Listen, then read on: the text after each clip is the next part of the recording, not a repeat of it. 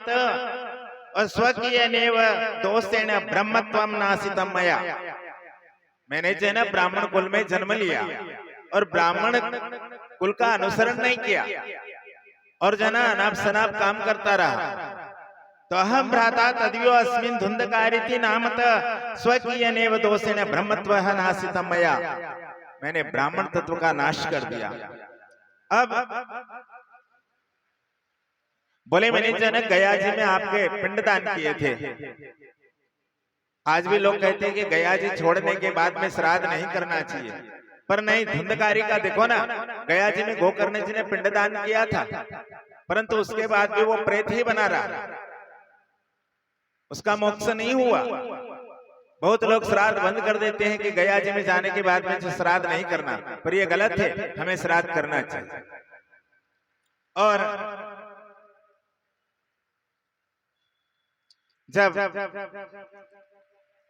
कहा कि तुम्हारी मुक्ति कैसे होगी, तो बोले ये मैं नहीं जानता, जब तो आपसे निवेदन किया है। बोले कृष्णचंद्र भगवान की। जब मुक्ति नहीं हुई ना,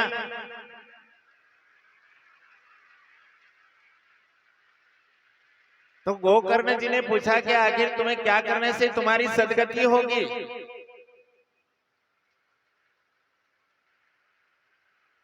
तो बोले ये तो मैं नहीं कह सकता, परंतु मैं प्रेत बना हुआ हूं और प्रेत योनि से जना मेरा छुटकारा हो जाए, ऐसा कोई उपाय करो। जब गोकर्ण जी बताते हैं कि गोकर्ण जी ने जो है ना सूर्य नारायण की तपस्या की, गोकर्ण जी ने भगवान सूर्य नारायण से प्रार्थना करके अनुनय विनय करके कहा कि इसके लिए क्या उपाय है। तब सूर्य भगवान ने उनको भागवत महापुराण सप्ताह श्रवण कराने का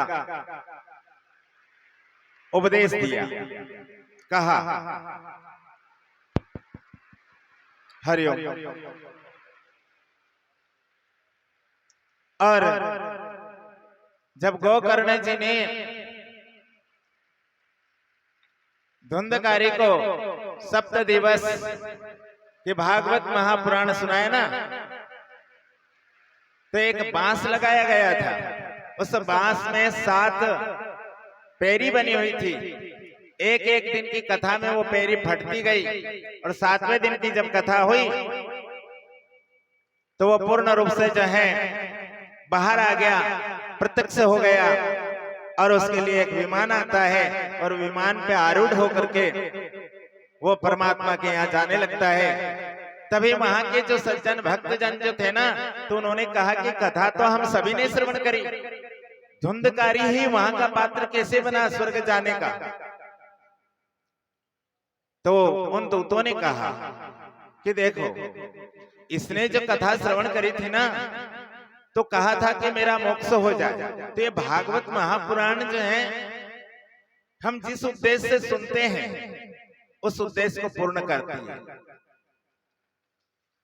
उन्होंने सुना कि मेरा मोक्ष हो जाए, धुंधकारी का तो एक ही था कि मैं इस योनि में पड़ा हुआ हूं, मेरा कल्याण हो जाए, सदगति मिले।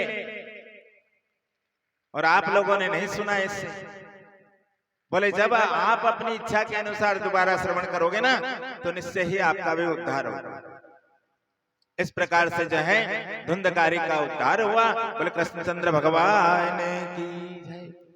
और आगे चल करके फिर कथा हुई, सभी ने कथा को श्रवण किया और भक्तजन सहित गोकर्ण जी भी परमात्मा के धाम को गए। बोले कृष्णचंद्र भगवान की जय।